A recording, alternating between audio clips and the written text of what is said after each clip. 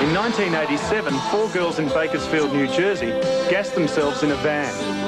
This song, Fade to Black, was found in the car stereo. A few days later, 2 young girls in Illinois copied the suicide. The lyrics to Fade to Black were found on the car seat between them.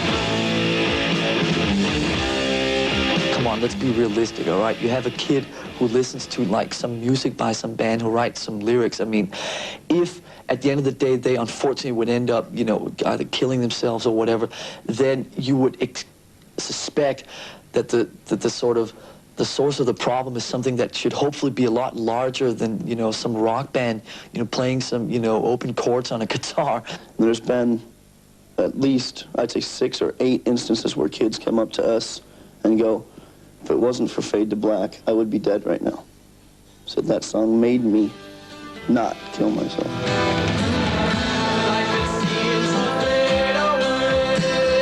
When we were writing songs for the Master of Puppets album, James came up with the idea, or was talking to me about the idea of what it would be like if you were in this situation where you were basically like a sort of living consciousness, like a basket case kind of situation where you were, you know, couldn't reach out and communicate with anyone around you. You had, you know, no arms, no legs, couldn't obviously see, hear, or speak or anything like that.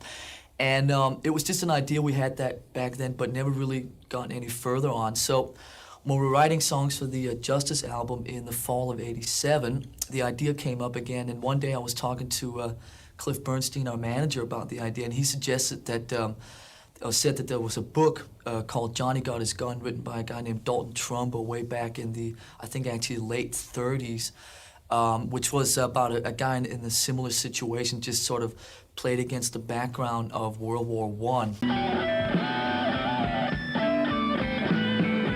On this type of tour, you have to wake up like at about 11 o'clock.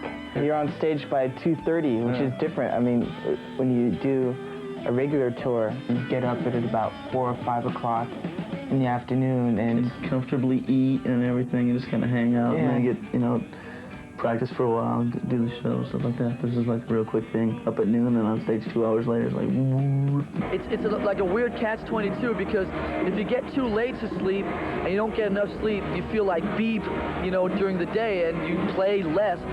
But if you get a lot of sleep, you know, get 10 hours of sleep, which has happened a couple times, you wake up and you feel like really groggy for the first couple hours because you've slept so much. So it's like no matter what happens, you lose. on this tour, I've gotten more sun than I have in the last 2 years. Beat that fucking meat, boy! Beat that fucking meat, boy! Beat your fucking feeling! That music feeling! I got that feeling! That music feeling! Oh, that music feeling! Over me!